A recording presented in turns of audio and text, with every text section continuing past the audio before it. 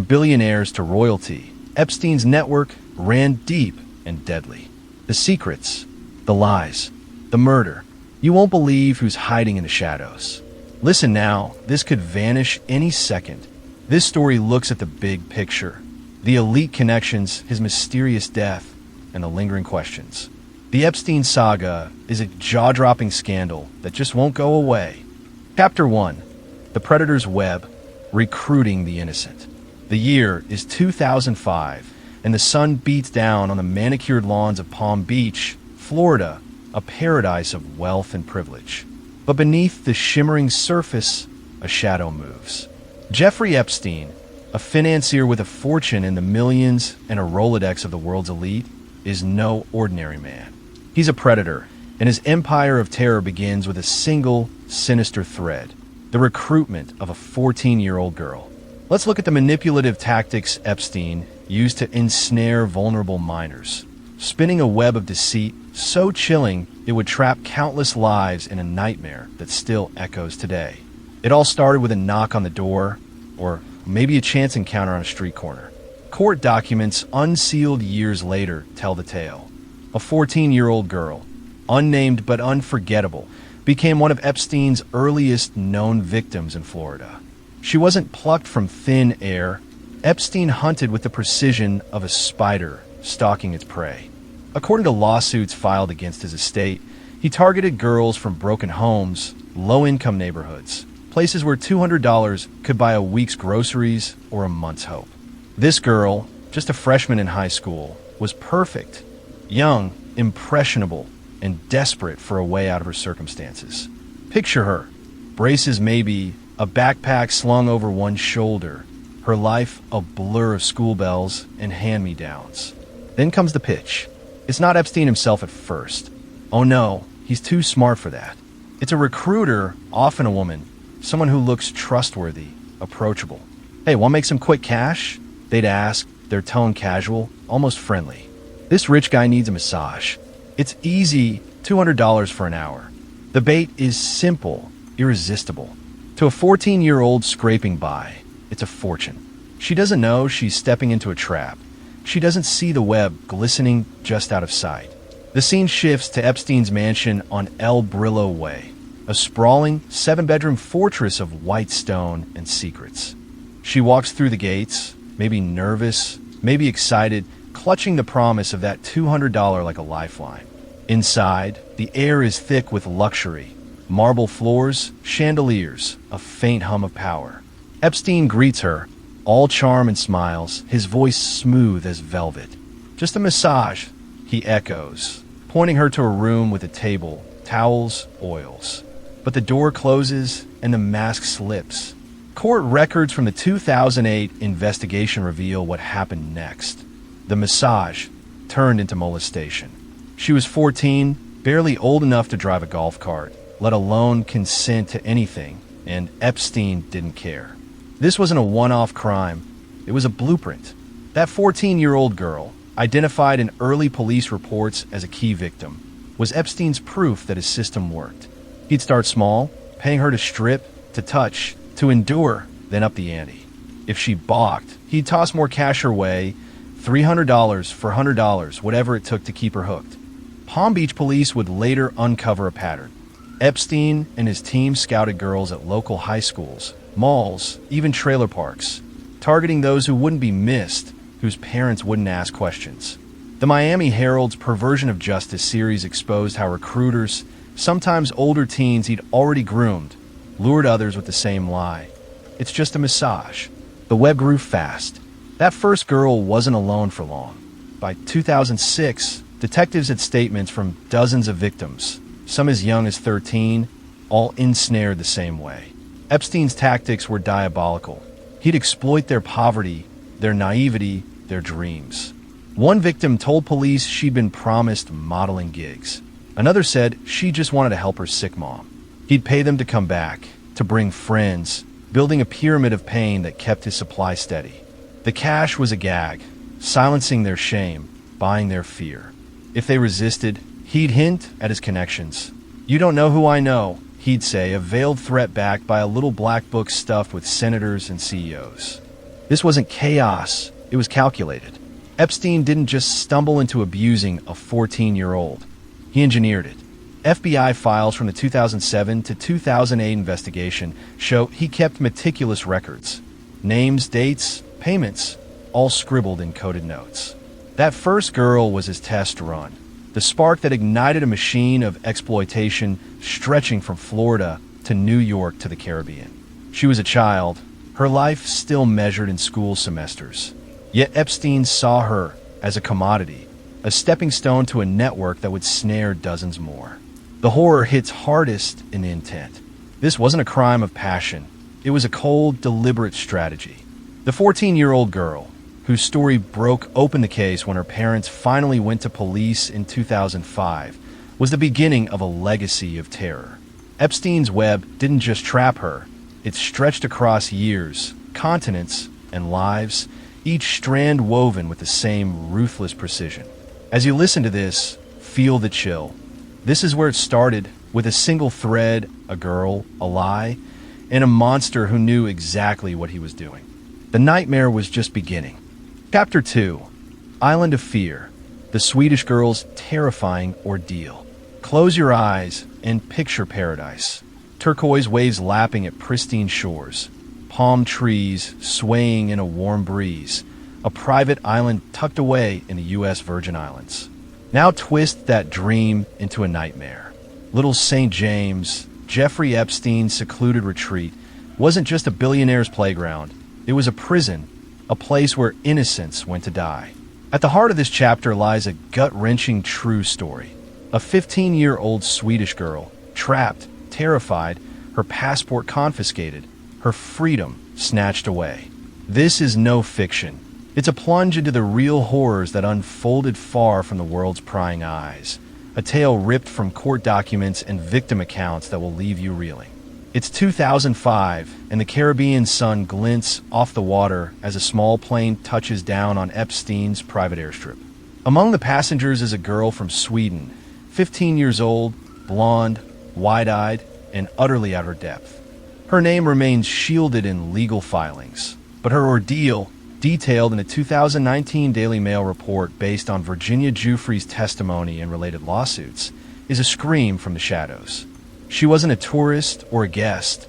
She was prey, lured to Little St. James under false pretenses. How did she get there?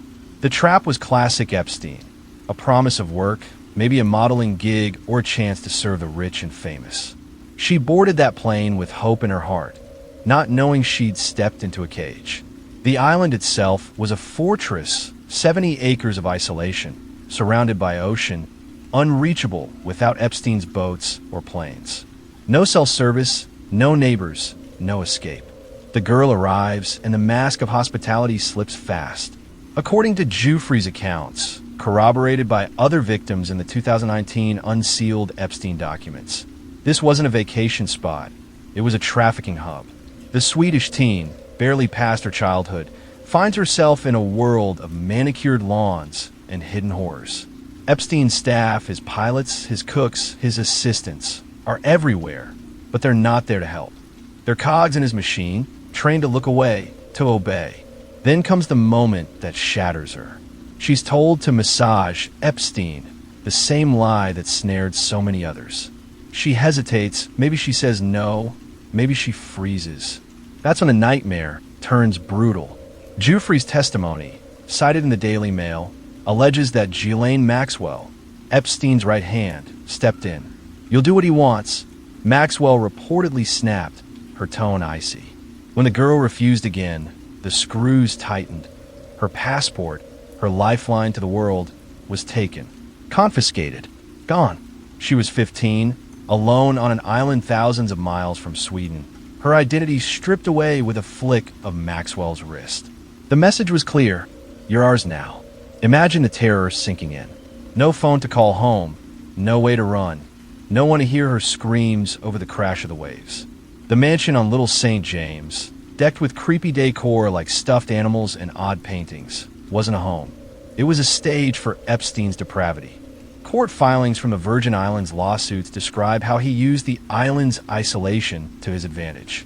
Girls like the Swedish teen were ferried in, held captive, and subjected to abuse that ranged from coerced massages to outright assault.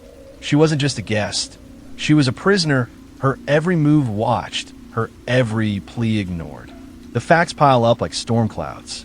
Virginia Giuffre, a key Epstein survivor, told lawyers in depositions that she saw this girl, 15, foreign, terrified, being pressured into sex acts with Epstein.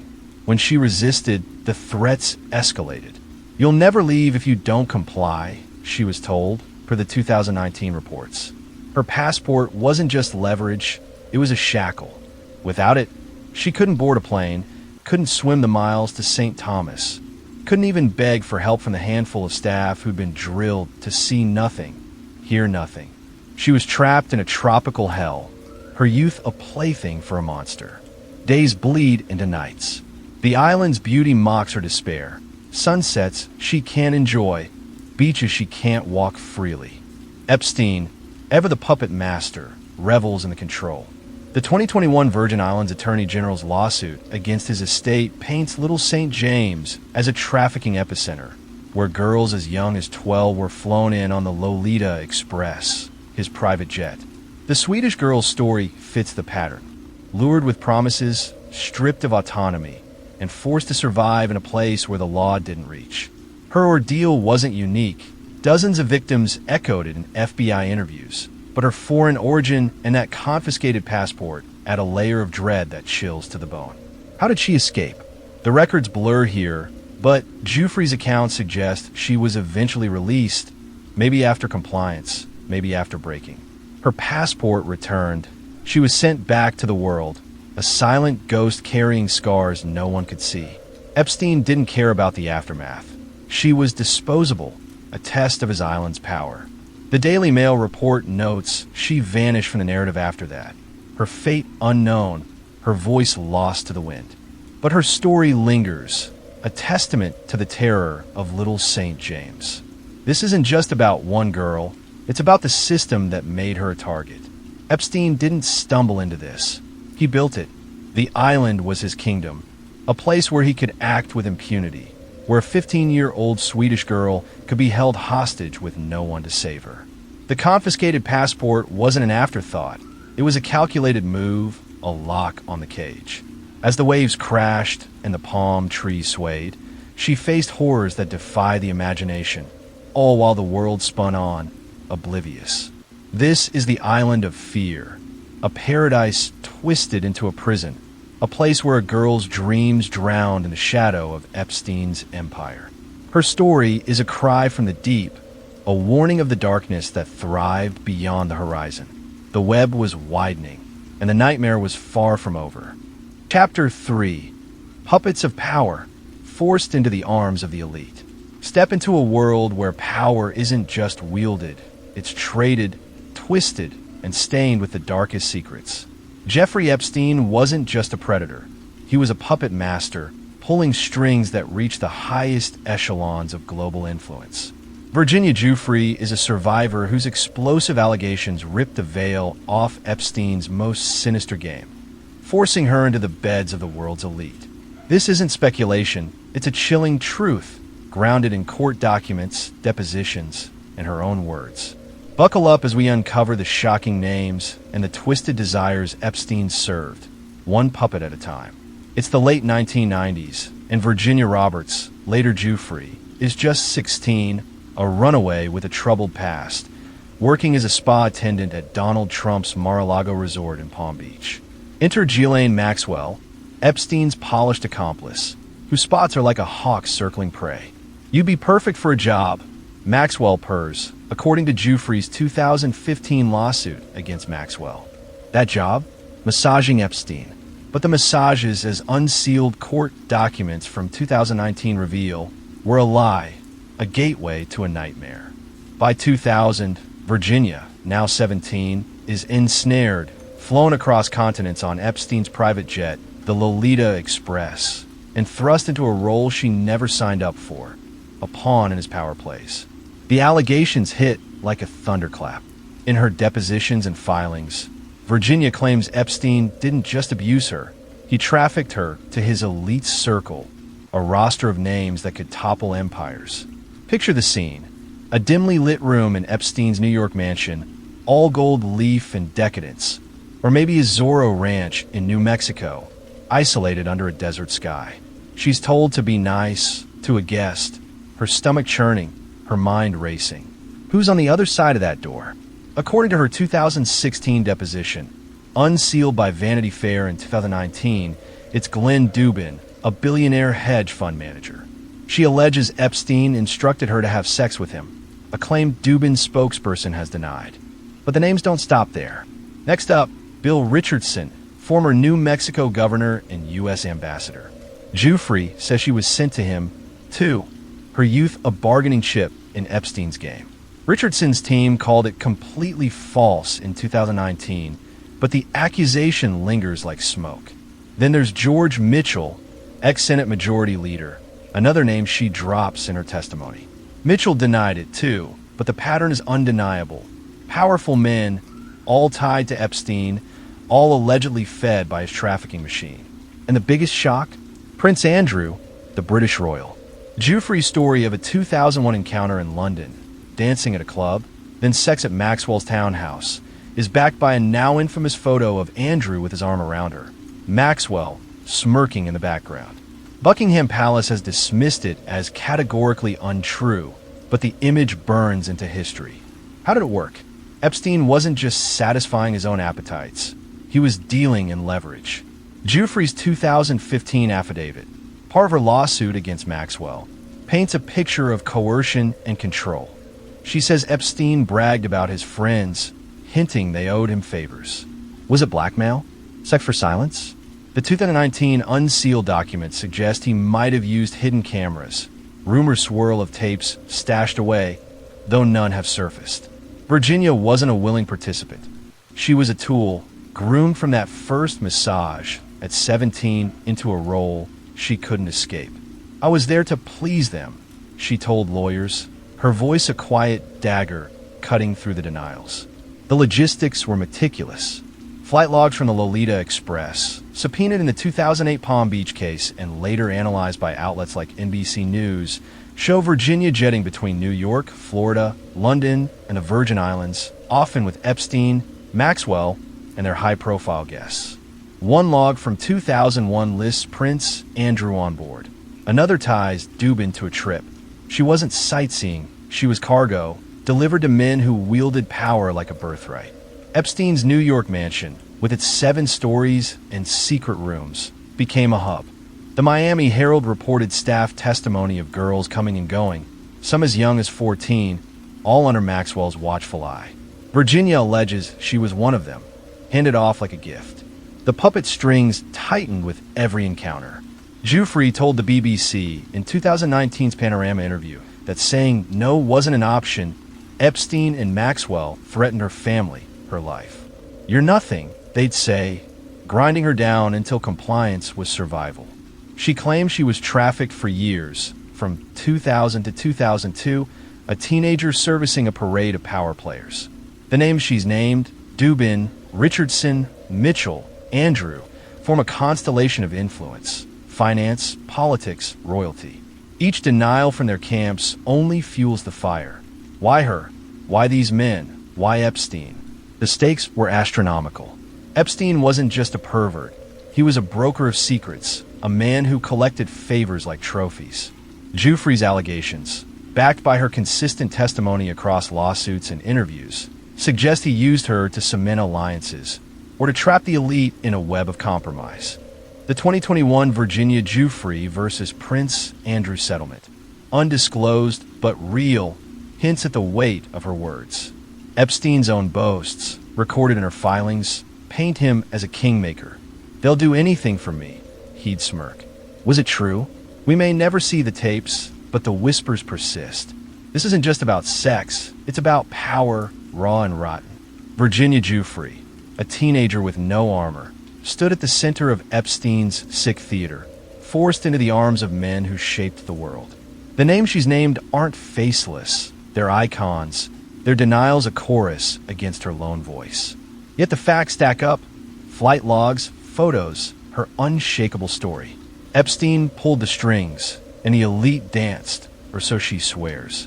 As the lights dim on this act, the stage is set for more horrors, more puppets, more proof that his empire wasn't just built on abuse, it was built on influence, bought with the innocence of girls like her. Chapter 4. Promises and Lies, the College Student's Descent. Johanna Sjoberg stood at the threshold of her future, a 20-year-old college student with dreams as wide as the Florida sky. Studying psychology at Palm Beach Atlantic University in 2001, she was hungry for opportunity, her ambition a flickering flame waiting to ignite. But that flame was snuffed out in a heartbeat when she crossed paths with Jeffrey Epstein, a predator cloaked as a benefactor. Within hours of a tantalizing job offer, her hope twisted into a nightmare of coercion and abuse. This is the chilling tale of how Epstein preyed on Sjoberg's aspirations, turning her brightest dreams into a gateway for his darkest desires, all grounded in the stark, unsettling facts of her ordeal.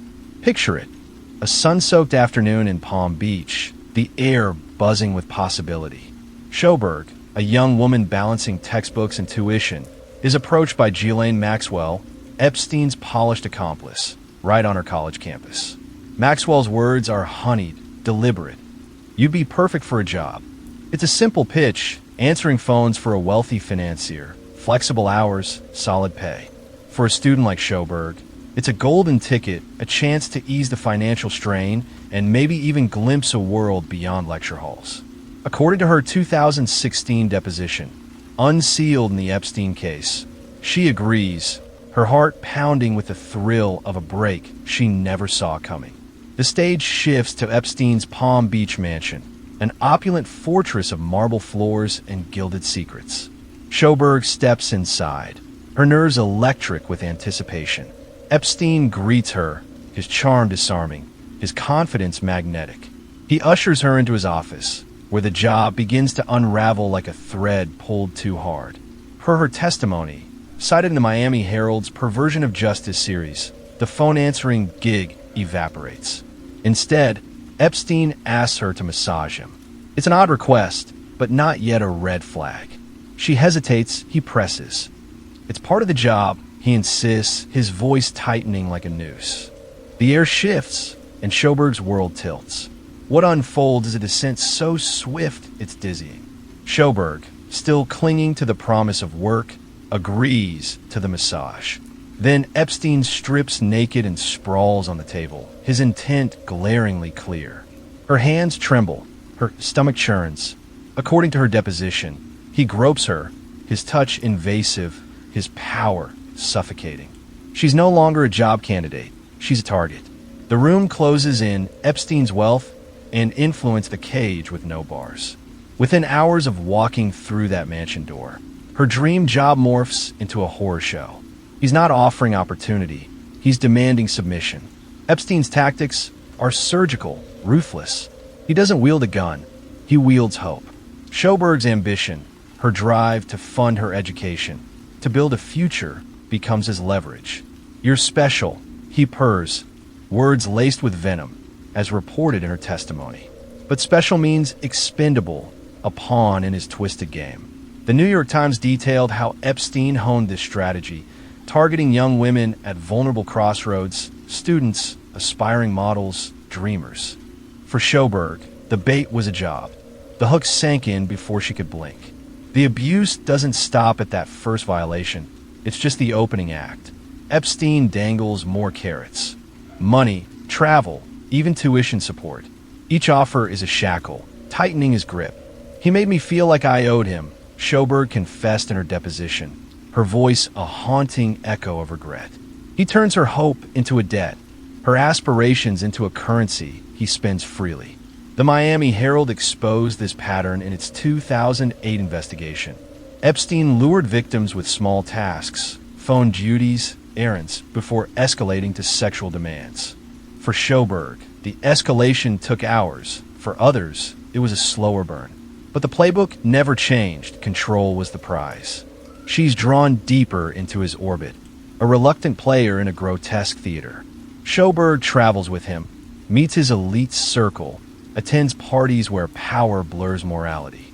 In one jarring moment, detailed in her testimony, Epstein allegedly instructed her to sit on Prince Andrew's lap during a dinner, a claim the prince denies, though it lingers like smoke. These encounters paint a world where young women are props, their bodies bartered for favor. Epstein showers her with gifts, cash, plane tickets, a car, each a glittering reminder of her captivity. "He made me feel part of something bigger," she said, but that bigger was a machine of exploitation, grinding her down. Years pass, and the nightmare stretches on. Schoberg, like many victims, struggles to break free. Epstein's hold is as much psychological as physical. He's a puppeteer pulling strings of guilt and gratitude. It's not until 2005, when Palm Beach police launch their investigation, that she finds an exit. By then, the scars are deep, her dreams a distant memory. The facts pile up, unassailable. Her story, corroborated by other victims and court records, is a single thread in Epstein's vast tapestry of abuse. He didn't just assault, he corrupted, turning ambition into a tool for domination. Johanna Schoberg's descent is more than a personal tragedy. It's a window into Epstein's system. He didn't prey on weakness. He preyed on strength, on the spark of potential. Her hope, her drive, her brighter future. These were the keys he twisted to unlock his control. This college student's nightmare was just one chapter in a saga of lies, promises, and a predator's unrelenting hunger. Chapter 5. Cash for Silence. The $200 massage that hit a monster. Imagine a world dripping with extravagance. A Palm Beach mansion where marble floors shimmer under chandeliers. A private jet slicing through the sky. A Caribbean island cloaked in secrecy. This was Jeffrey Epstein's domain, a billionaire's paradise that masked a nightmare. At its core was a chilling offer, $200 for a massage. It sounds harmless, a quick gig for easy cash. But peel back the lie, and you'll find a scheme so depraved it turned innocence into a commodity. That $200 wasn't for relaxation. It was hush money, a bribe to silence the screams of underage girls Epstein molested under the pretense of those massages. Let's look at the heart of his horrifying payment system, exposing how he used cash to trap victims and fuel a monstrous cycle of abuse. It's 2005 in Palm Beach, Florida, a town split between the ultra-rich and the struggling. Epstein, a financier with a fortune and friends in high places, had a knack for spotting the desperate. His recruiters, often girls he'd already preyed upon, combed high schools, malls, and rundown neighborhoods. Their pitch: massage a rich guy for $200. It's simple. For a teenager juggling a broken home or a dead-end job, it was a lifeline. The Palm Beach Police Department's 2006 probable cause affidavit lays it bare. Epstein targeted girls as young as 13, many from foster care or poverty. He didn't just exploit their need, he weaponized it. Consider Jane Doe 1, a 14-year-old lured by a classmate's promise of quick cash. She climbed into a black SUV and arrived at Epstein's mansion, a palace of wealth and menace.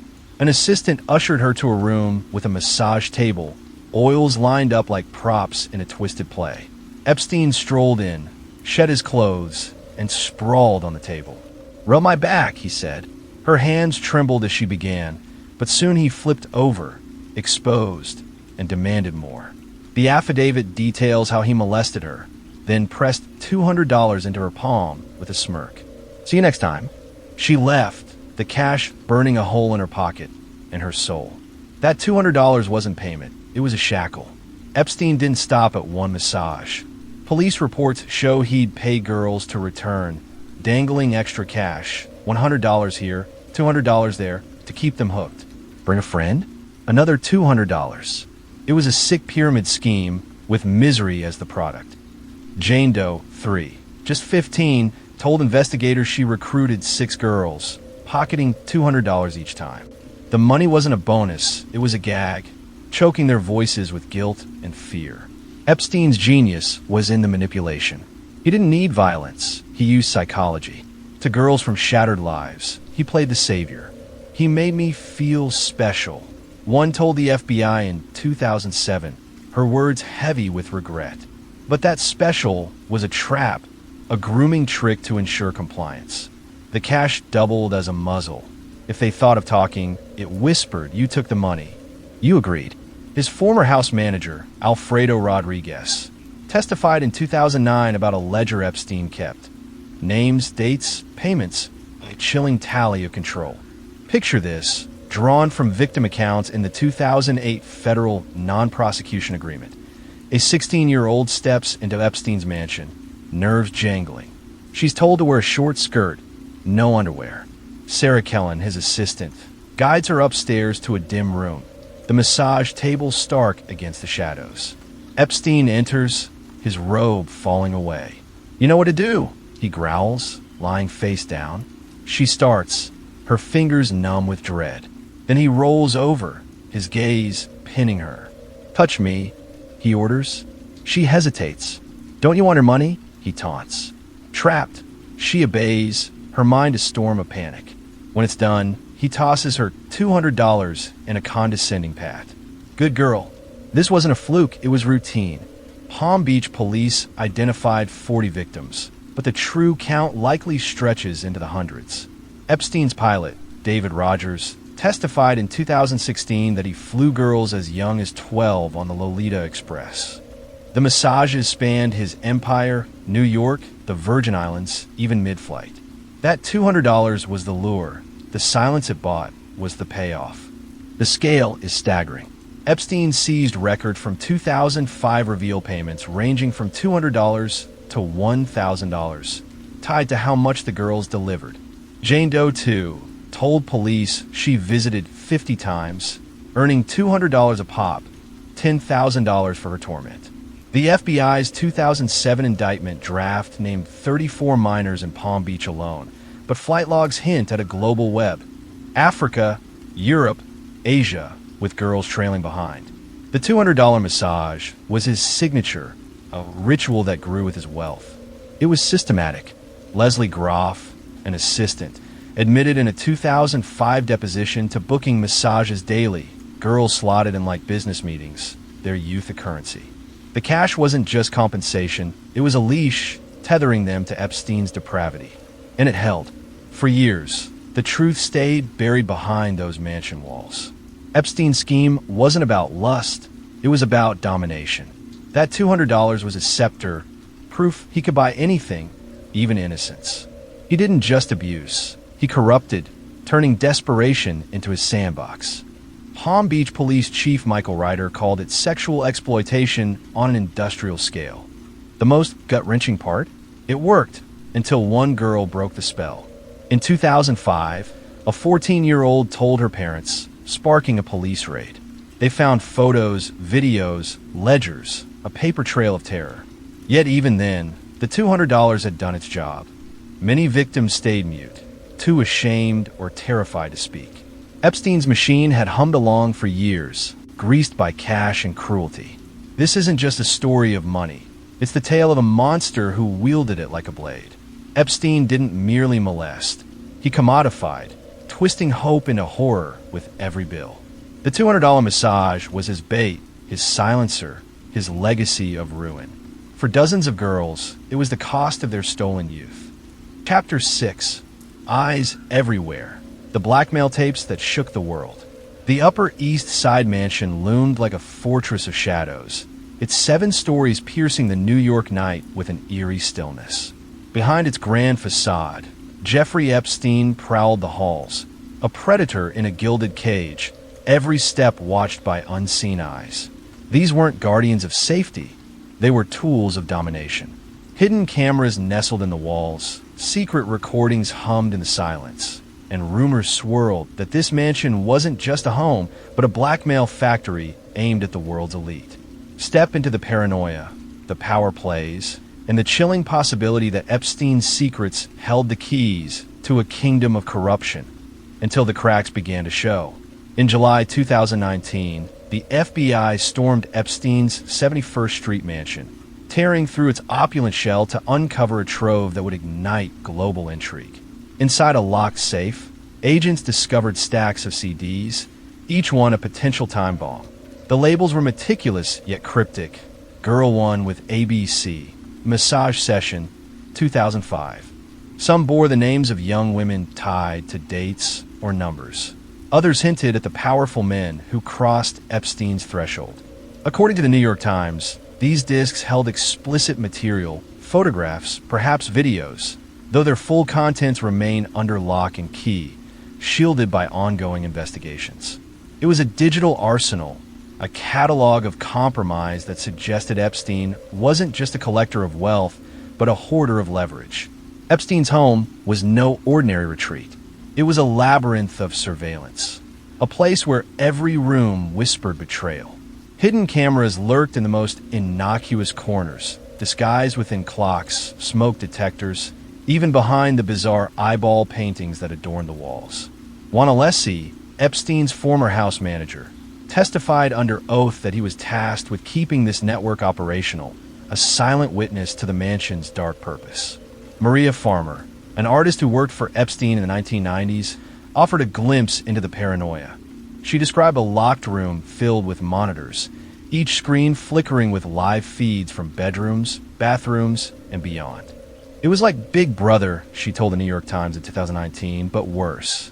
The Decor, life-size dolls, prosthetic breasts on bathroom shelves, only amplified the unease, a stage set for secrets. Why go to such lengths? The answer lies in power. Epstein didn't just record for pleasure. He engineered a system to ensnare the elite. And he was working for intelligence agencies, Mossad and CIA, most likely. Imagine a senator stepping into the dimly lit massage room, unaware that a lens tracked his every move. Picture a billionaire laughing over wine, oblivious to the microphone capturing his boasts, or worse. With footage of compromising acts, often involving underage girls, Epstein could wield unimaginable influence. A politician might bend laws, a CEO could leak secrets, a royal might open doors, all to keep their shame buried. Virginia Giuffre, a key accuser, claimed in her 2015 deposition that Epstein bragged about it. He had cameras in every room. He told me he needed to know what his friends were doing. Was it a taunt or a truth? Either way, it framed him as a puppet master in a game of trust and treachery. The guest list only fueled the fire. Flight logs from Epstein's private jet, dubbed the Lolita Express, listed names like Bill Clinton, Prince Andrew, and Alan Dershowitz, men who've denied any wrongdoing but whose ties to Epstein raise questions. In a 2003 Vanity Fair profile, Epstein hinted at his leverage, smirking about his collection of famous friends. If tapes existed, what did they hold? A casual chat? A fleeting glance? Or evidence that could topple empires? The whispers weren't just theories. They came from those who saw the machine at work. Giuffre alleged she was trafficked to prominent men, including Prince Andrew and Dershowitz, and that these encounters might have been recorded. Her words echoed a broader fear, that Epstein's cameras caught more than idle moments. Wanalesi's testimony backed her up, painting a picture of a mansion rigged to trap its visitors. Maria Farmer's account of the monitor room suggested a live feed of betrayal, a voyeur's dream turned blackmailer's goldmine. These voices, raw and resolute, turned rumors into something tangible, a web of surveillance that snared the powerful and the powerless alike. Yet the tapes remain a phantom. After Epstein's arrest in 2019, speculation raged that his inner circle might have destroyed or spirited them away. The FBI's haul of CDs was a breakthrough, but their secrecy, cited as part of ongoing probes, keeps the truth at bay. Ghislaine Maxwell's 2020 trial offered a chance for clarity, yet it zeroed in on her role in recruiting girls, sidestepping the blackmail angle. Were the tapes lost in the chaos of Epstein's death, that murky suicide in a jail cell, or are they locked away, waiting to resurface? The mystery gnaws at investigators and conspiracy theorists alike. Not everyone buys the blackmail tale. Skeptics call it a fever dream, arguing Epstein recorded for his own twisted thrills, a narcissist's private gallery. Others see the tapes as insurance, a shield against betrayal by his high-flying friends. Former spy Ben-Menashe tossed a wild card. claiming Epstein fed secrets to intelligence agencies, though his story's shaky. The counterpoint is fair. Without public proof, the tapes could be myth. But the scale of the setup, the cameras, the CDs, the testimonies, tilts the scales towards something deliberate, something sinister. Real or not, the idea of Epstein's blackmail tapes has rewritten the rules of trust. If a financier turned predator with deep ties to foreign intelligence agencies could hold the elite in his grip, what does that say about the pillars of power? The rumors have become a lightning rod, sparking theories of corruption that reach from Wall Street to Westminster. Epstein didn't kill himself, and his secrets didn't die with him. One pundit quipped, capturing the public's unease. The tapes, whether fact or fiction, have morphed into a symbol of systemic rot, a fear that those who rule us might be ruled by their own dark pasts. Chapter 7. Ari Ben-Menashe's Epstein claims. The spy who blackmailed the world? Imagine a world where the shadows cast by power are darker than you ever feared. A world where a financier with a private island and a jet dubbed the Lolita Express wasn't just a predator, but a puppet in a grand espionage game. Enter Ari Ben-Menashe, a former Israeli intelligence officer turned whistleblower who in 2020 lobbed a grenade into the Jeffrey Epstein saga. Epstein, he claimed, was a Mossad agent, a master blackmailer ensnaring the globe's elite in a web of secrets. And his death? No suicide, but a calculated hit to bury the truth. This isn't a Hollywood script, it's Ben-Menashe's version of reality. Strap in as we unravel this electrifying tale, rooted in facts, pulsing with intrigue, and shadowed by doubt. Ari Ben-Menashe is no stranger to the spotlight or the storm. Born in Iran, he joined Israeli military intelligence in the 1970s, serving through the turbulent 1980s alongside heavyweights like Ariel Sharon. His resume boasts covert operations and high-stakes diplomacy, but it's his penchant for jaw-dropping claims that defines him. He's alleged Israel orchestrated the Iran-Contra affair, brokered secret arms deals, and even had a hand in the Chernobyl disaster. Each time, evidence was scarce, skepticism abundant. So when he sat down with RT International in 2020 and pointed a finger at Epstein, the world perked up, but with a wary eye. Was this another tall tale from a man who thrives on controversy, or a rare glimpse behind the curtain? Ben-Menashe didn't mince words. He branded Epstein a Mossad operative, a linchpin in a sinister operation to trap the powerful in compromising positions. Forget the lone wolf predator narrative. Ben-Menashe envisioned Epstein as a conductor of chaos, wielding hidden cameras and illicit encounters to blackmail politicians, royalty, and tycoons. The payoff?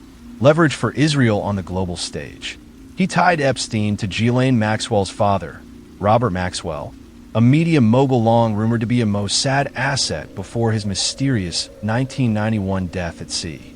Epstein, Ben-Menashe claimed, inherited this shadowy mantle, turning his mansions and island into stages for a high-stakes spy game. Then came the kicker, Epstein's 2019 death in a Manhattan jail cell. Suicide, the official story said. Murder, Ben-Menashe countered. He was taken out, he insisted, painting a scene of precision and cover-up, broken neck bones, dozing guards, cameras that just happened to fail. To Ben-Menashe, it was no coincidence. It was a silencing, a desperate move to protect the secrets Epstein held. The claim landed like thunder, amplifying the conspiracy theories already swirling around Epstein's demise. Why did Ben-Menashe's allegations stick, even without proof? Because Epstein's life was a breeding ground for suspicion.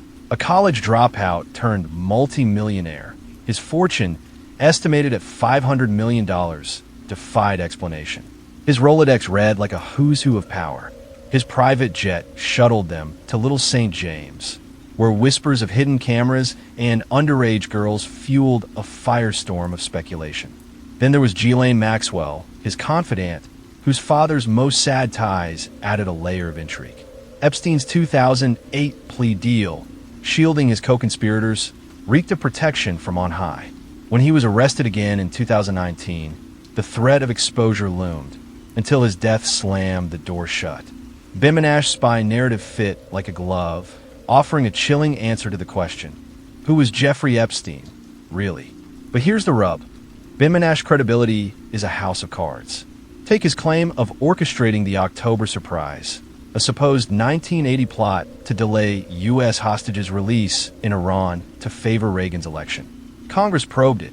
No evidence emerged. He's also spun tales of Israel arming Iran and meddling in disasters, often inflating his role beyond what facts support.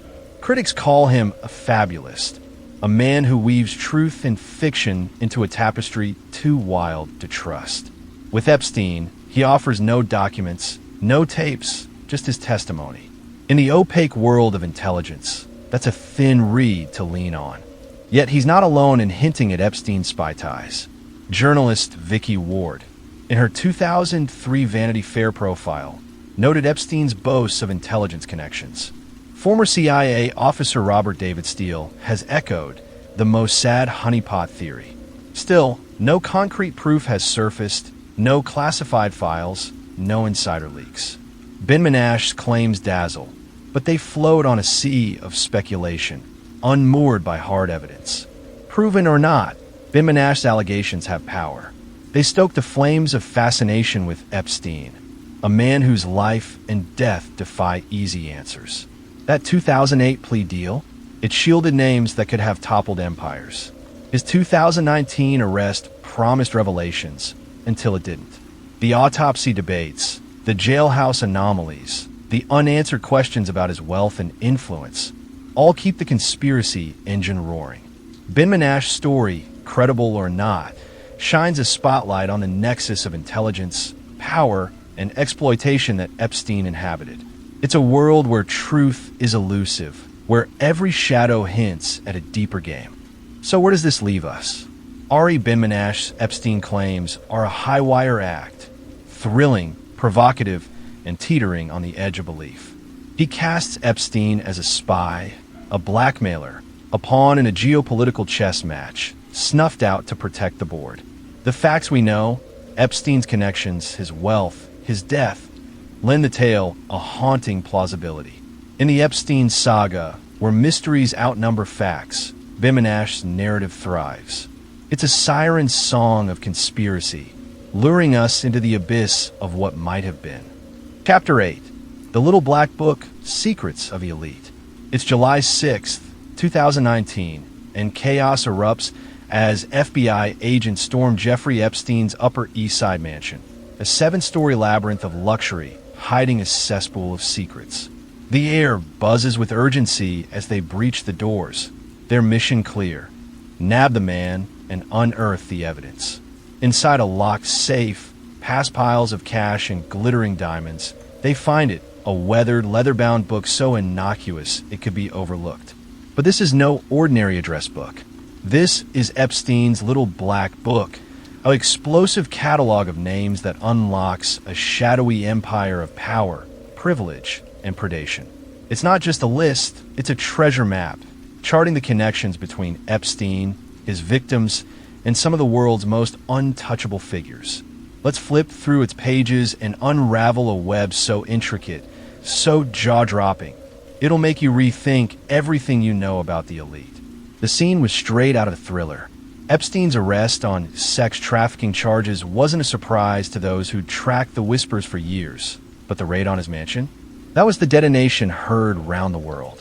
When agents cracked that safe, they didn't just find a book, they found a bombshell. As the New York Times reported, this little black book boasted over 1,000 entries, politicians, moguls, royalty, and stars, all scribbled in Epstein's own hand or logged by his loyal staff. This wasn't a casual phone directory. It was a meticulously curated ledger, a testament to how Epstein wormed his way into the highest echelons of society. Each name was a pin on the map, marking the reach of his influence and his crimes. Let's dive into the marquee players. Bill Clinton's name pops up 27 times, yes, 27, a frequency that screams questions. The ex-president hitched rides on Epstein's private jet, dubbed the Lolita Express, multiple times, though he's insisted he knew nothing of the horrors. Then there's Prince Andrew, listed with a slew of contact numbers, his Epstein connection later igniting a firestorm that singed the British crown. Donald Trump's in there too, tied to a Palm Beach number and a Mar-a-Lago note, a haunting callback to when Epstein trolled the ground for prey. These are the headliners, the names that make your jaw drop. But the real story simmers beneath the surface with the lesser knowns. Consider Sarah Kellen, a recurring entry in one of Epstein's top aides. Lawsuits paint her as the scheduler of massages with underage girls, a cog in his sinister machine. Or Nadia Marcinkova, a former model allegedly imported by Epstein as a teen, later implicated in police reports as an active participant in his abuse. These aren't household names, but they're vital threads, enablers who kept Epstein's operation running smooth and silent. This book wasn't just a social register, it was a predator's playbook. Tucked among the elite are the names of young women, some tagged with chilling notes like massage or friend of XYZ, a victim. Business Insider spotlighted one entry. A 14-year-old girl, her parents' number jotted beside her name, a gut punch reminder of Epstein's ruthless targeting. Another, Jane Doe, links to a Florida trailer park, a stark contrast to Epstein's opulent orbit. These aren't random scribbles. They're waypoints in a hunting ground, tracing how Epstein and his recruiters scouted and snared vulnerable girls. Back in 2005, Palm Beach police nabbed a similar book, but the 2019 haul was the motherlode. The FBI's analysis, shrouded in secrecy, hints it was a dual-purpose tool, tracking victims and pinpointing suppliers. Every entry is a breadcrumb, leading either to a shattered life or a shielded accomplice. So why keep this ticking time bomb of a book? Theories abound, each more electrifying than the last. Was it blackmail fodder? Picture a titan of industry or a political heavyweight, their darkest secrets locked in Epstein's safe. One call, and it could unravel their world. Or was it a braggart's trophy? Proof he rubbed elbows with the untouchable? The truth likely straddles both, a weapon to wield and a crown to wear. It was leverage and bragging rights, a double-edged sword of domination. Look at Leslie Wexner, the Victoria's Secret tycoon, listed multiple times. Epstein ran his finances for years. Did he hold something juicier over him? Or Jean-Luc Brunel, the modeling scout accused of funneling girls to Epstein, his name paired with notes about new faces. These weren't chance contacts. They were chess moves in a game of exploitation. The book didn't just sit there, it sparked a wildfire. It fueled investigations, lawsuits, and a media storm that still rages. The Miami Herald mined it to expose Epstein's Palm Beach ties, revealing how he slithered through society undetected. In Netflix's 2020 doc, Jeffrey Epstein, Filthy Rich, survivors leafed through its pages, their hands shaking as they spotted names of girls they'd lured or lost. This wasn't a static list, it was a living record of wreckage, a puzzle exposing the breadth of his evil. Conspiracy buffs still buzz about it. Why the redactions and public releases? What backroom deals buried the full truth? The 2021 Ghislaine Maxwell trial teased answers, but left us hungry for more. The book's complete secrets remain locked away, a tantalizing enigma with the power to topple giants. Chapter 9, Scheduling Sin, the message pad that exposed it all.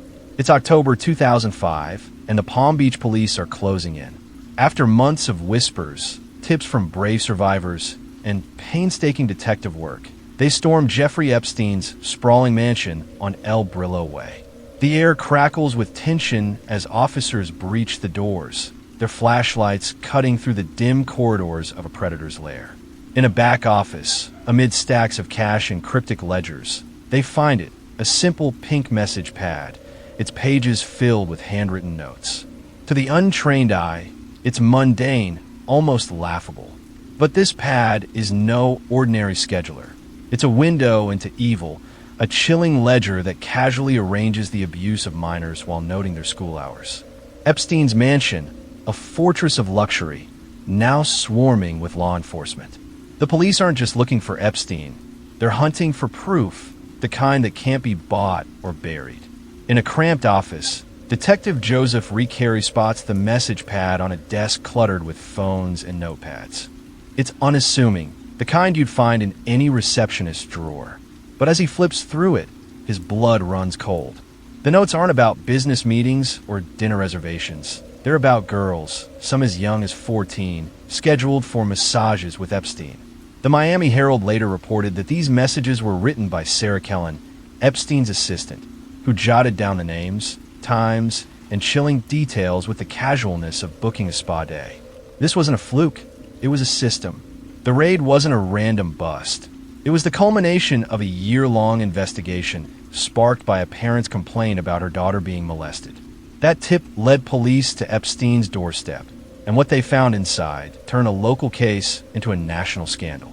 The message pad, with its innocent pink cover, was a Pandora's box of horrors, revealing a predator who operated not in shadows, but in plain sight, with a staff complicit in his crimes. Let's dive into the pad's entries, each one a dagger of depravity. One message reads, "Nancy called. She can bring her at 4 p.m., but she has school until 3. Another, "Massage at 2 p.m. She's free after cheer practice." The banality is staggering. Epstein's team treated these appointments like errands, squeezing them between algebra classes and soccer games. These weren't women. They were children, their lives reduced to time slots in a predator's calendar. The Palm Beach Police Department's 2006 probable cause affidavit reveals that some girls were as young as 13, recruited by older teens already trapped in Epstein's web. The pad didn't just schedule abuse. It mocked their innocence, penciling in their trauma around homework and curfews. These weren't vague scribbles. Each note was precise, methodical. Names, initials, or code stood in for victims. Their availability dictated by school bells and extracurriculars. It's a gut punch to realize Epstein didn't just prey on these girls. He choreographed their exploitation, turning their daily routines into opportunities for assault. The pad laid bare a chilling truth. This was no impulsive crime, but a well-oiled machine of abuse, fueled by a staff that saw these girls as nothing more than appointments to be kept. The message pad wasn't just a tool. It was a ledger of lost innocence. Each name or initial tied to a girl whose life was forever scarred. Take Jane Doe 1, a 14-year-old lured by a classmate with the promise of $200 for a massage. She was driven to the mansion, ushered up the stairs, and told to undress. Epstein groped her, assaulted her, then handed her the cash like it was a tip for good service. Her name, or perhaps a code for her, was likely scribbled in that pad. Her school hours noted to ensure she'd arrive on time for her torment. Another survivor, Courtney Wild, described how she was recruited at 14 and forced to bring others. Her own name probably jotted down with the same cold efficiency. These girls weren't faceless, they were daughters, sisters, dreamers. Jane Doe 3, just 15, told police she was brought to the mansion multiple times, her visits likely tracked in the pad's pages. The FBI later interviewed dozens of victims, their stories painting a picture of a predator who targeted the vulnerable, girls from broken homes, girls needing cash, girls too young to see the trap. The pad hinted at the scale. Police identified 40 victims in Palm Beach alone, but mentions of girls from other states and countries suggested a network that stretched far beyond Florida's shores. This message pad wasn't just a smoking gun. It was a blueprint of Epstein's crimes. When Palm Beach police handed it over to the FBI in 2006, it became a cornerstone of the case. The 2008 federal non-prosecution agreement, though a slap on the wrist for Epstein, cited the pad as proof of his systematic abuse. It showed intent, organization, and a chilling disregard for the law. Fast forward to 2019, when Epstein was rearrested in New York, the pad resurfaced in court documents. Its entries read aloud like a roll call of his sins. Prosecutors used it to hammer home how he targeted minors, scheduling their abuse with the precision of a CEO managing appointments. We see the cold, mechanical heart of Epstein's empire. This is about how evil can hide behind the everyday, how a simple message can mask a monster's intent. The pad wasn't just evidence. It was a scream from the shadows, a cry for justice that refused to be silenced. Chapter 10, The Mysterious Death of Robert Maxwell and Its Impact. The night was pitch black, the air heavy with salt and secrets. On November 5th, 1991, Robert Maxwell stood alone on the deck of his opulent yacht, Lady Ghislaine, moored off the windswept Canary Islands. At 68, Maxwell was no ordinary man. He was a media titan, a British publishing baron who owned the Daily Mirror, and a figure whose wealth and influence stretched across continents. But in those early, silent hours, something went horribly awry. Maxwell vanished from the deck, his body later discovered floating lifeless in the vast, unforgiving Atlantic. The official verdict declared it an accidental drowning, a tragic slip into the sea. Yet, the story of Robert Maxwell's death is anything but simple. It's a tale drenched in mystery, conspiracy, and a legacy that would haunt his daughter, Ghislaine, for decades. A luxurious yacht bobbing in the darkness. The only sounds the lapping waves and the creak of the vessel. Maxwell, a towering figure in both stature and reputation, was alone, no witnesses, no cries for help. When his body was found hours later, questions erupted like a storm. How does a man of his experience, aboard his own yacht, simply fall? Why was there no evidence of a struggle? No sign of what pulled him into the depths? The Spanish authorities ruled it an accident, perhaps a heart attack or a stumble in the night.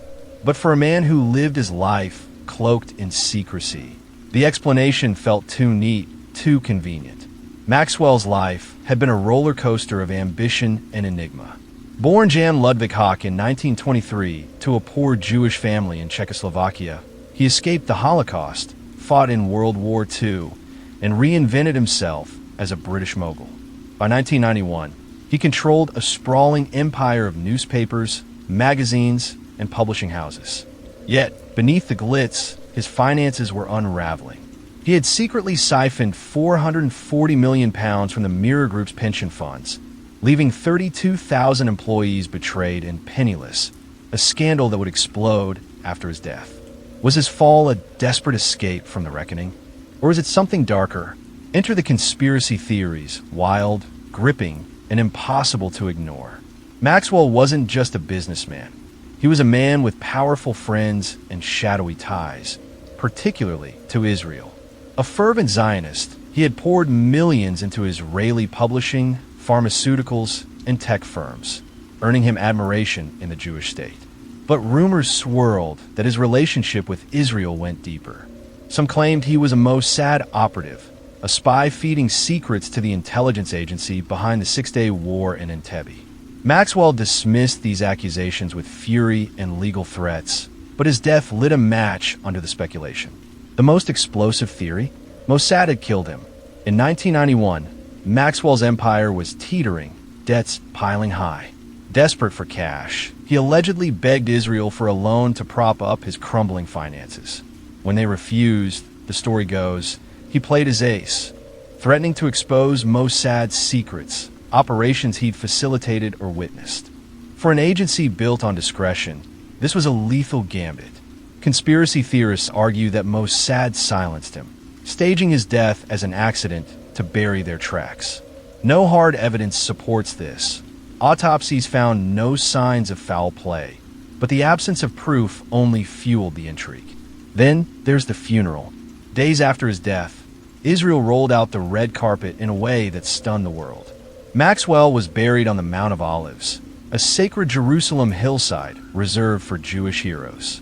Prime Minister Yitzhak Shamir and President Chaim Herzog attended, alongside intelligence chiefs, a near-state farewell for a foreign tycoon. Why such honors? Was it gratitude for his investments, or a quiet nod to a deeper bond? The Mount of Olives became a symbol, a riddle etched in stone, amplifying whispers of espionage. Maxwell's death didn't just end his story, it reshaped his daughter Ghislaine's life in ways no one could foresee. Ghislaine, the youngest of his 9 children, was his favorite, a sparkling socialite raised in the 53-room splendor of Headington Hill Hall. She adored her father, calling him her guiding star. His death, and the pension scandal that followed, shattered her world. The Maxwell name, once synonymous with power, became a curse. Fleeing the wreckage, Ghislaine crossed the Atlantic to New York, seeking a fresh start. There, she met Jeffrey Epstein, Epstein, a financier with his own murky past, became Ghislaine's anchor and her downfall. By the mid-1990s, they were inseparable, a duo entwined in wealth, influence, and prosecutors later alleged crime. Ghislaine, dubbed Epstein's right hand, was accused of luring young girls into his orbit, grooming them for abuse in a trafficking ring that spanned decades. In 2021, she was convicted, sentenced to 20 years in prison. But her story raises haunting questions. Did her father's shadowy legacy steer her into this abyss? The parallels between Robert Maxwell and Jeffrey Epstein are chilling. Almost 30 years apart, both men died under mysterious circumstances. Maxwell in the sea, Epstein in a jail cell in 2019, officially a suicide, though broken neck bones and lapsed security sparked doubt. Both were tied to intelligence rumors. Maxwell to Mossad, Epstein to Mossad, and the CIA via his blackmail-laden circles. Ghislaine bridged their worlds, a thread in a tapestry of power and secrecy. Some speculate she inherited more than her father's charm, perhaps his connections, his methods, his taste for the edge. Back to that night on the Lady Ghislaine, named, ironically, for the daughter who would bear its weight. The yacht sailed on, its secrets sinking with Maxwell. Was it a heart attack, a slip, or a push? Did Mossad, fearing exposure, orchestrate a perfect crime? Or did Maxwell, cornered by debt and disgrace, choose the sea over shame? The truth remains elusive, a phantom in the waves. What's certain is the impact. Maxwell's death exposed his financial crimes, toppling an empire and scarring his family. For Ghislaine, it was a catalyst, propelling her from heiress to accomplice in one of history's most notorious scandals. The Mossad theories, the Israeli funeral, the Epstein echo, they weave a saga of intrigue that grips us still. Robert Maxwell didn't just fall from a yacht.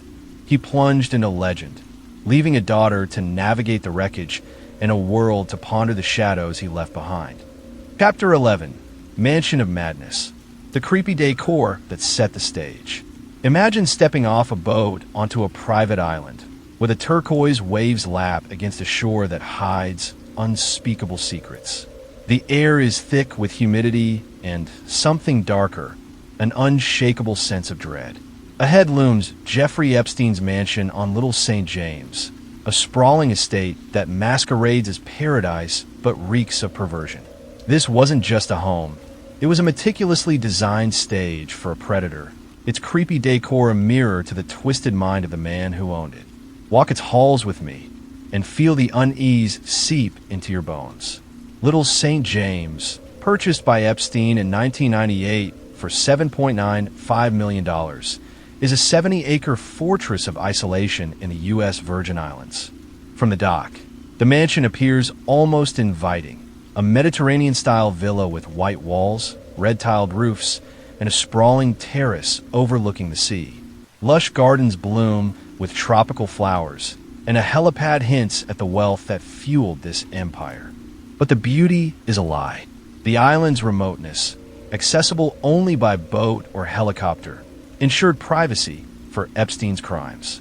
The windows glint like unblinking eyes, and the air carries a whisper of something sinister. This is no retreat, it's a trap. Step inside, and the temperature drops, not from relief, but from a crypt-like stillness.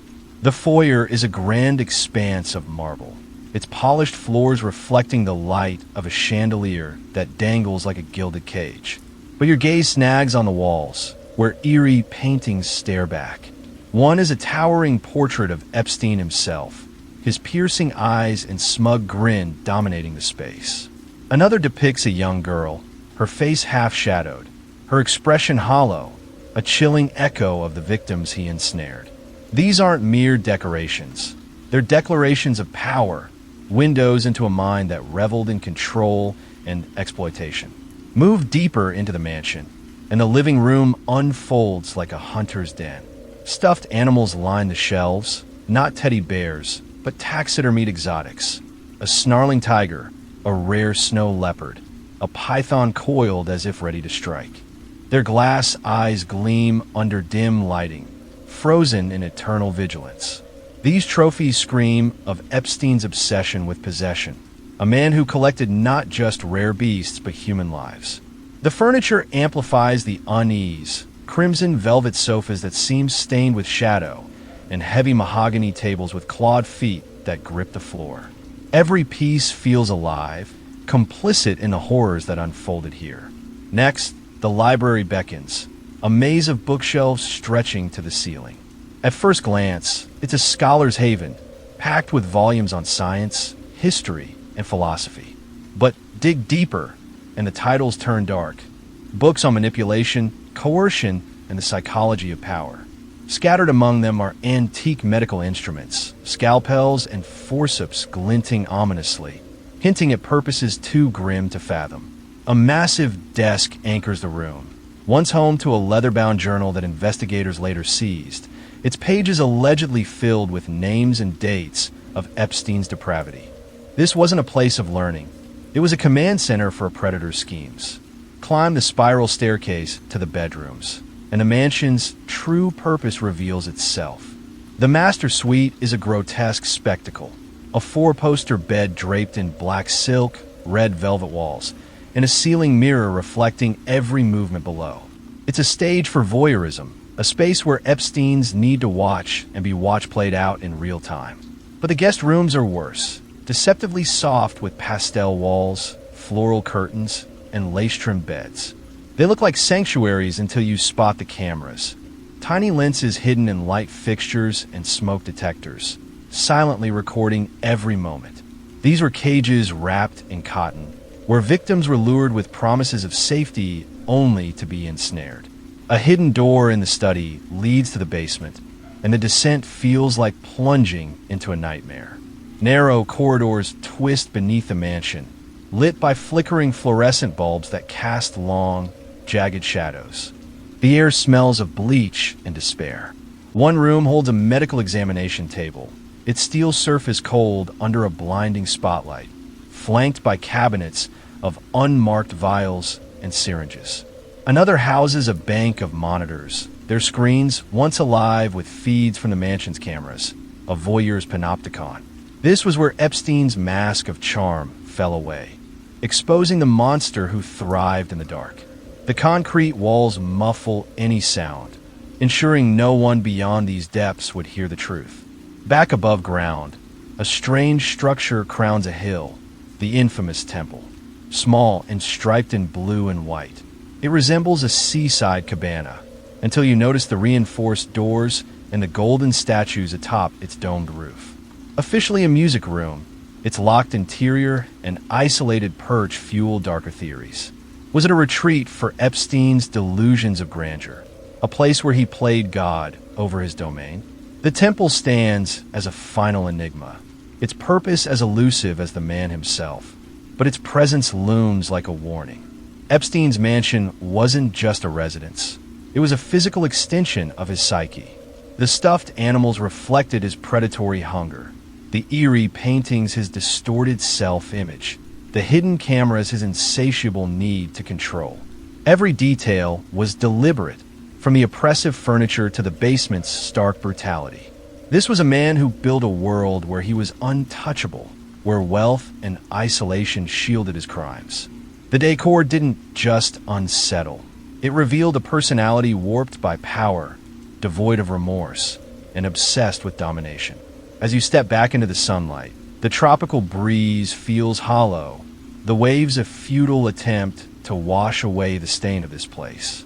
The mansion stands silent now, its secrets locked within walls that witness too much. Epstein is gone, arrested in 2019, dead by suicide weeks later, but his estate remains a testament to his evil. The creepy Decor wasn't just odd or eccentric. It was a blueprint of a mind that saw people as prey, a stage where perversion played out in plain sight. Walk away, but know this, the mansion remembers, and in its stillness, it screams. Chapter 12, Bruised and Broken, when victims fought back. Jeffrey Epstein's world was a glittering fortress, an empire built on wealth, power, and a sinister web of manipulation. Inside its walls, victims were ensnared, their voices stifled by fear and coercion. But some refused to bend. They fought back, defying a monster who thrived on control and paid a brutal price. Physical violence, chilling threats, and a relentless psychological assault. Yet, through the suffocating darkness, their bravery burns bright, a fierce, unyielding light that shattered the silence and shook Epstein's throne. Virginia Giuffre, who we talked about in a previous chapter, thunders through the Epstein saga like a war cry. At just 17, she was dragged into his orbit, trafficked into a nightmare of abuse and exploitation. But Giuffre wasn't a pawn to be played. She roared back with a defiance that rocked the foundations of Epstein's world. In 2015, she filed a lawsuit against Ghislaine Maxwell, Epstein's right hand, alleging she'd been forced into sexual encounters with powerful figures, including Britain's Prince Andrew. The backlash was swift and vicious. Epstein and Maxwell unleashed a smear campaign, painting her as a liar, fraud. But Giuffre stood tall. "I was terrified," she told the BBC in 2019, her voice steady as steel. "But I knew I had to speak out." Her courage wasn't cheap. It cost her peace, her privacy, but it ignited a fire. Her words cracked Epstein's armor, beckoning others to join the fight, proving one voice could rattle a dynasty. Then there's Maria Farmer, a lone sentinel sounding the alarm when no one wanted to listen. In the mid-1990s, she worked for Epstein as an artist and receptionist, only to stumble into a horror show. Young girls, some barely teens, parading through his New York mansion like prey. Farmer didn't just watch, she acted. In 1996, she called the FBI, spilling the truth about Epstein's predatory empire. The response? Deafening silence. Worse, the threats came rolling in.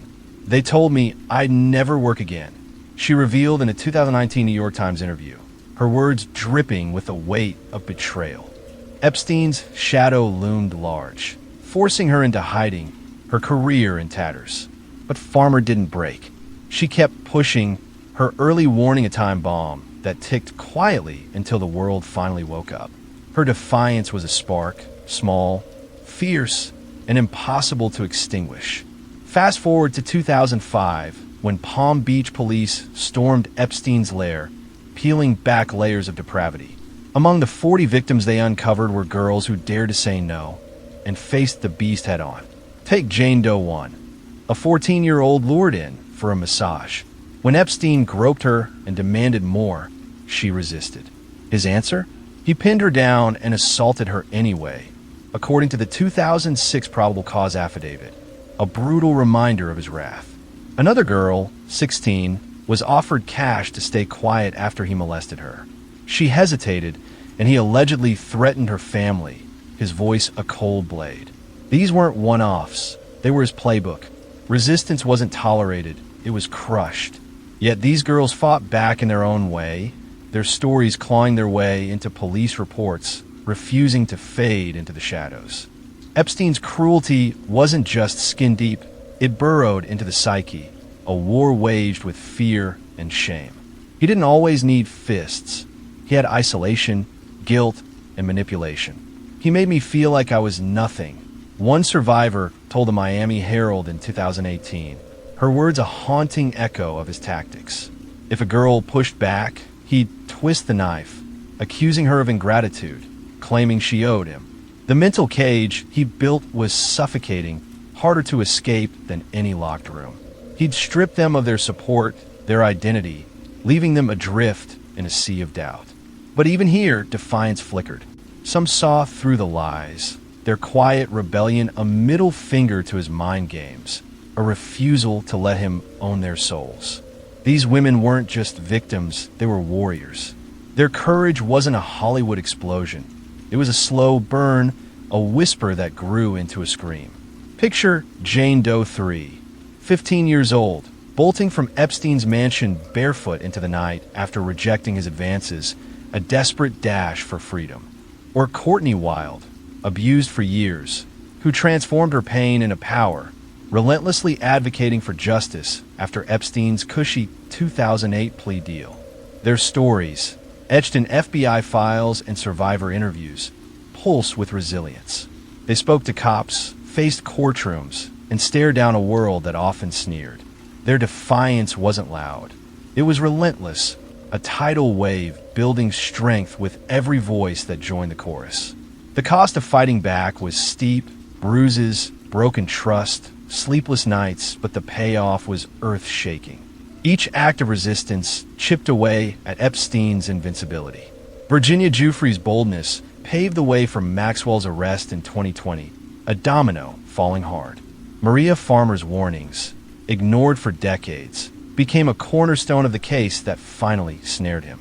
The Palm Beach victim's raw testimonies dragged his crimes into the spotlight, forcing the world to reckon with the monster behind the millionaire mask.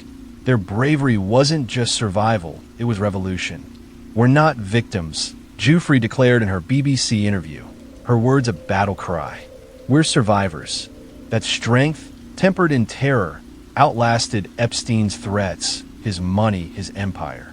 In the end, this is their story, a tribute to spirits battered but unbroken. They didn't fight with weapons or armies, but with truth, a force more powerful than Epstein could ever fathom.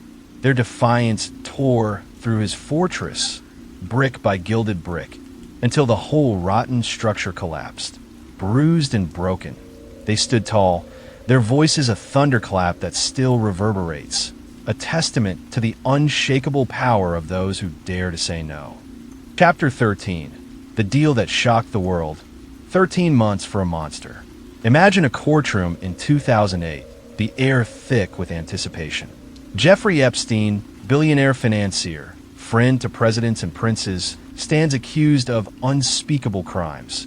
Trafficking and abusing dozens of underage girls, some as young as 14. The evidence is a tidal wave. Victim testimonies, flight logs, a black book stuffed with elite names. This should be the trial of the century, a predator finally caged. But then justice blinks. Epstein walks away with a deal so lenient it's obscene. 13 months in a county jail, in a private wing, with the freedom to leave for work 6 days a week. 13 months for a monster. How did this happen? Buckle up, because this is the story of a plea deal so outrageous it shook the world and exposed a system that failed when it mattered most. Let's set the scene. By 2007, the FBI had Epstein dead to rights. A 53-page federal indictment painted a horrifying picture. A serial abuser who lured vulnerable girls to his Palm Beach mansion with promises of cash or opportunity, only to exploit them. Conviction could mean life in prison. But Epstein wasn't your average defendant. With a fortune in the billions and a legal dream team featuring Alan Dershowitz and Kenneth Starr, he had the resources to bend the system to his will. And bend it he did. In a secret deal with federal prosecutors, Epstein pleaded guilty to 2 state charges: solicitation of prostitution and procurement of minors for prostitution. The sentence? 18 months, later shaved down to 13, served in the lap of luxury, a private wing of the Palm Beach County Jail. Better yet, he got work release. 12 hours a day, 6 days a week, free to stroll out to his office like it was a day at the spa. The federal charges? Vanished. Poof. Gone. And here's the kicker. The deal granted immunity to any potential co-conspirators, a shadowy clause that protected who knows who from ever facing justice. What kind of system lets a man like this off the hook? Now, picture the girls, dozens of them, some barely teenagers brave enough to speak out against Epstein. They deserved a voice, a chance to see their abuser punished. Instead, they got a knife in the back. The Crime Victims' Rights Act demanded they be consulted before any plea, but prosecutors kept them in the dark. They found out about the deal after it was done, a fait accompli that labeled them prostitutes in legal documents, children, branded as criminals while their abuser smirked. It felt like the system was laughing at us. One survivor said, her words dripping with betrayal. The public smelled the rot immediately. Headlines blared about a sweetheart deal, a grotesque miscarriage of justice. Epstein's 13 months were a farce. While he kicked back in his private digs, regular folks rotted in jail for stealing a car or missing a court date. Work release meant he spent more time free than locked up. a predator on a leash, so long it might as well not exist. The outrage was electric. People demanded to know, how could wealth and connections buy this kind of impunity? Enter Alexander Acosta, the U.S. attorney for the Southern District of Florida, the man who signed off on this travesty. Acosta had the evidence, the manpower, the mandate to bury Epstein. Instead, he folded. Why? Years later, as the scandal resurfaced, Acosta offered a cryptic defense. Epstein was untouchable, tied to intelligence, a case too hot to handle. I was told to back off, he reportedly claimed, hinting at pressure from above. Was it true? We may never know, but the excuse only fanned the flames.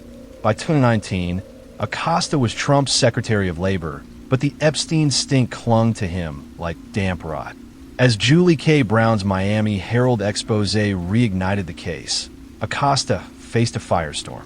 Critics called him complicit, a cog in a machine that shielded the powerful. He resigned that July, his career torched by the deal he'd struck a decade earlier. But his exit didn't answer the burning question. Who, or what, pulled the strings to save Epstein? This wasn't just about one man, it was a glaring neon sign flashing, justice for sale. Epstein's wealth bought him a legal army. His Rolodex, Bill Clinton, Prince Andrew, countless tycoons gave him leverage. The plea deal screamed privilege. A billionaire got a timeout while the powerless got crushed. Compare Epstein's 13 months to the years served by low-income defendants for nonviolent crimes. The math doesn't add up unless you factor in money and influence. As Brown wrote, this was a deal only Jeffrey Epstein could get. The fallout was seismic. The case became a rallying cry, a symbol of a justice system that coddles the elite and abandons the vulnerable. It wasn't just Epstein who was on trial. It was the whole damn system, exposed as a playground for the rich and ruthless. Fast forward to 2019. A federal judge ruled the plea deal illegal, a violation of victims' rights. Vindication, right? Hardly. By then, Epstein was back in custody, facing new trafficking charges that promised a real reckoning. But on August 10th, he was found dead in his cell, suicide, they said, though whispers of foul play echoed loud. No trial, no testimony, no closure. The victims got a legal win, but no justice, left to wrestle with trauma while Epstein slipped into the grave, untouchable to the end. So how did the system fail so badly? Simple. It wasn't built to take down men like Epstein. His money, his lawyers, his connections, they were a fortress, and justice couldn't breach the walls. The 2008 deal wasn't a fluke. It was a feature of a system where power trumps principle. 13 months for a monster wasn't punishment. It was a privilege. The world watched, stunned, as Epstein walked free. But that shock has hardened into something else. A demand for a justice system that doesn't blink when the stakes are high. Because if it can fail this badly once, it can fail again. The next Epstein might be out there right now, counting on the same broken rules to shield him. Will we let it happen again? That's the question that keeps the fire burning. Chapter 14, Death in the Shadows, the suspicious end of Jeffrey Epstein. It was the moment the world had been waiting for. Jeffrey Epstein, billionaire, predator, keeper of dark secrets, finally caged in a Manhattan jail cell, poised for a trial that could unravel a web of corruption spanning continents and elite circles. But on August 10th, 2019, the lights went out. Epstein was found dead in his cell at the Metropolitan Correctional Center, a bedsheet knotted around his neck. The official verdict? Suicide. The public's response? A resounding, skeptical roar.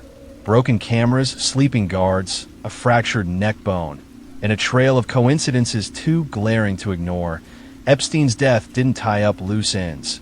It ripped them apart, birthing a mystery that pulses with intrigue and unease. This is the final act, where shadows cast doubt, truth plays hide and seek, and the questions scream louder than the answers. Imagine the scene. The MCC, a fortress of concrete and steel in Lower Manhattan, home to the Special Housing Unit, where the most notorious inmates are kept under lock, key, and constant watch. Epstein was no ordinary inmate. Weeks earlier, He'd survived a supposed suicide attempt. Yet here he was, alone in a cell, stripped of a cellmate who'd vanished hours before. The guards assigned to monitor him every 30 minutes? Caught napping, later admitting they faked their logs. The cameras, those unblinking eyes of justice, both malfunctioned, recording nothing but static. And Epstein, a man with a fortune in secrets and a life sentence looming, was left unchecked. By dawn, he was gone. The story they sold. Epstein looped a bedsheet around his neck, tied it to the bunk, and ended it all. But the cracks showed fast. MCC sheets were flimsy, engineered to tear under strain. Could they hold a man's weight? His neck showed ligature marks, and his hyoid bone, a small, fragile U-shaped bone, was snapped. A break experts say points more to strangulation than a typical hanging. The coroner called it suicide but hedged. The hyoid fracture is unusual. Unusual doesn't cut it when the stakes are this high. Let's zoom in on those cameras. In a jail where every move is tracked, the two lenses watching Epstein's cell door both failed at the critical hour. A glitch, they said, but pair that with the guard's slumber, the cellmate's exit, and a bombshell from Epstein's lawyers, a 1,200-page filing days earlier suggesting he might spill names, and it's a plot twist too neat to swallow. Epstein wasn't just a convict. He was a vault of blackmail, holding dirt on titans, royalty, politicians, moguls. If he's saying dynasties could fall, did someone pull a string to mute him for good? Then there's the scream. Inmates later told CBS they heard chilling cries from Epstein's cell that night. One whispered to his lawyer. It was like someone was in agony. The guards? Deaf to it all. The cameras? Blind. The official line hardened. Epstein, isolated and defeated, chose death. But each new detail pried that line apart, fueling whispers of a darker script. Enter Dr. Michael Baden, a forensic legend hired by Epstein's brother to dig deeper. Baden didn't flinch. I've never seen a suicide like this in 50 years. He zeroed in on the evidence. The fractured hyoid, bloodshot eyes from burst capillaries, ligature marks that didn't match a soft sheet drop. He argued the force needed to break that bone suggested hands, not a makeshift noose. Stranger still, MCC's own shrink had cleared Epstein from suicide watch days prior, labeling him stable. So why the sudden plunge into despair? Or was it a plunge at all? The official autopsy clung to suicide, but Baden's challenge lit a fuse. The internet erupted. Epstein didn't kill himself. Morphed from theory to mantra, a viral cry for clarity. And why not? Epstein had bragged about his leverage, tapes, files, insurance against his powerful pals. If those existed, they evaporated with him, leaving a void ripe for speculation. Now, the guards, Tova Noel and Michael Thomas, caught red-handed neglecting their duty. Indicted for falsifying records, they confessed to dozing and web surfing while Epstein's life slipped away. Yet, in a head-scratcher, they dodged jail, probation, and a few hours of community service instead. Why the leniency? Were they pawns in a bigger chess game? The MCC, a crumbling relic plagued by overcrowding and chaos, was the ideal stage for a slip-up or a setup. The warden, Lamine Ndiaye, was shuffled offstage post-scandal, lips sealed. The FBI stormed Epstein's private island, hauled away evidence, but the results? Locked away or lost in the ether. The signal was loud, case closed, eyes averted. So what went down in that cell? Did Epstein, cornered and friendless, opt for the exit? Or did a shadow slip in, tighten a cord, and dress it up as despair while the system blinked? The truth is a ghost, but the questions are flesh and blood. Who yanked Epstein off suicide watch so soon? Why did only those cameras fail, and when? Where are the tapes he hinted at stashing? Why did the guards skate with a wrist slap? And the kicker, who are the most to lose if he named names? These aren't wild guesses. They're the frayed edges of a tale begging for resolution. Epstein's death didn't bury his saga, it blew it wide open. His victims, robbed of courtroom justice, got a bitter consolation prize. The big names he hobnobbed with squirm under spotlights, but slipped through nets. And us? We're left sifting through the wreckage, wondering if the game's always rigged for the untouchables. Epstein's end is a vortex swallowing theories, suspicions, and every whiff of rot in the system. It's a story that won't fade because it never fully broke, it was choked off at the root. The broken cameras, the napping guards, the snapped bone, they're not just oddities. They're emblems of a machine that stalls when it matters most. His life was a wildfire of scandal. His death is a labyrinth of doubt. In that maze, Epstein's ghost lingers, a taunt to the powerful, a whisper that some secrets are too toxic to surface. Time rolls on, but the unease festers, the shadows deepen, because Epstein's death isn't just about how he left, it's about why we're still in the dark. And that's the chill that won't quit.